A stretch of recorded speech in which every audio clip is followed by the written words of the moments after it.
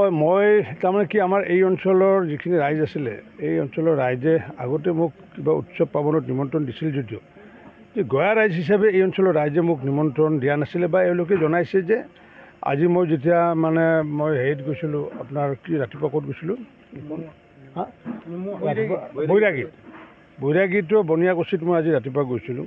মই তেওঁলোকক ক'লোঁ যে 3 বছৰে আপোনালোকে যে মোক মাতা নাই, আজি যে মই নিজে আহিলোঁ, মই নিজে কিয় আহিব লগা হ'ল? তেওঁলোকে কৈছে যে MLA যে মাতিব লাগে সেই ছিষ্টেমটো আমি নিজে নাজানোৱে।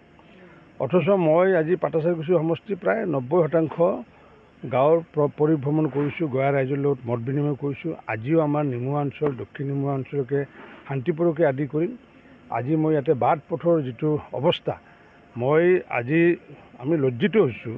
মই লজ্জিত মানে মই বিধায়ক হিচাপে নহয়, যে মই এগৰাকী নাগৰিক হিচাপে লজ্জিত হৈছোঁ যে আজি 60টা বছৰ বা স্বাধীনতাৰ 75টা বছৰ আজি হ'বগৈ, কিন্তু আজি এই অঞ্চলত নিমুৱা অঞ্চলত আজিলৈ এটা ৰাস্তা এটা হৈ নুঠিলে।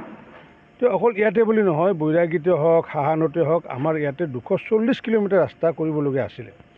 এই যে অসমৰ ভিতৰত সৰ্বশ্ৰেষ্ঠ ৰাস্তা কৰিবলগীয়া আছিলে পাটাচাৰকুছি সমষ্টিত, এইটোৰ কাৰণে দোষী কোন? কাৰণ সৰ্বভোগ সমষ্টিত ৰাস্তা কৰিবলগীয়া আছে মাত্ৰ 31 কিলোমিটাৰ, কিন্তু ইয়াতে কৰিবলগীয়া আছে 240 কিলোমিটাৰ। অসমৰ মাননীয় মুখ্যমন্ত্ৰীয়ে এদিন কৈছিলে যে অসমৰ কোনো এটা সমষ্টি নাই য'ত ইমান মানে ৰাস্তা কৰিবলগীয়া আছিলে। গতিকে পূৰ্বতে যিসকলে পাপ কৰিছে মই প্ৰায়শ্চিত্ত কৰিব লগা হৈছে। গতিকে সেই পাপৰ ফলস্বৰূপে 240 কিলোমিটাৰ ৰাস্তা ৰৈ গৈছিলে। ভগৱানৰ কৃপাত আমাৰ নিমুৱা অঞ্চলৰে হওক বা আমাৰ পাটাচাৰকুছি সমষ্টিৰ ৰাইজৰ সহায় সহযোগ আৰু আশীৰ্বাদত মই ইয়াতে MLA হোৱাৰ পিছত এতিয়া 140 কিলোমিটাৰ ৰাস্তাৰ কাম ইতিমধ্যে সম্পূৰ্ণ হৈছে বা ৰাস্তাৰ কাম কৰি আছোঁ। আৰু আগন্তুক দিনত যি 100 কিলোমিটাৰ আছে তাৰ ভিতৰত আমাৰ নিমুৱা ৰাস্তাটো আছে। ইঞ্জিনিয়াৰক নিৰ্দেশ দিছোঁ অতি শীঘ্ৰে প্লেন নিশ্চয় বনাব। আৰু লগতে আমাৰ 26খন দলং কৰিব লগা আছিলে। তাৰমানে মই MLA হোৱাৰ আগত 26খন দলং এই পাটাচাৰকুছি সমষ্টিত কৰিবলগীয়া হৈছিল। তাৰমানে বেলেগে কৰাৰ পাপৰ প্ৰায়শ্চিত্ত মই ভুগিবলগীয়া হৈছে। তথাপি আমি প্ৰায়শ্চিত্ত ভুগিলেও কথা নাই, আমি এই 26খনৰ ভিতৰত 18খন দলঙৰ হয় কাম চলি আছে, নহয়তো টেণ্ডাৰ হৈছে।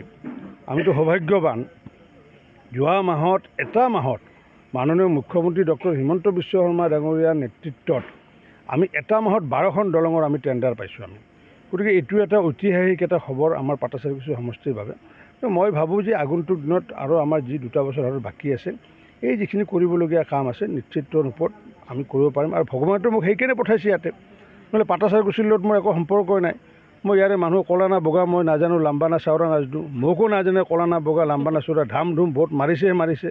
অসমৰ দ্বিতীয় সৰ্বশ্ৰেষ্ঠ ভোট দিছে মুখ্যমন্ত্ৰী ডক্টৰ হিমন্ত বিশ্ব শৰ্মাক। জালুকবাৰীত 77% ভোট দিছিলে, মোক দিছিলে 72। মোক চিনি নাপোৱাকৈ জানা নোপোৱাকৈ যিটো ভোট দিলে ৰাইজে, তাৰ কাৰণে মই আজি নিমুৱাবাসী ৰাইজকো মই মোৰ শ্ৰদ্ধা আৰু সেৱা জনাইছোঁ।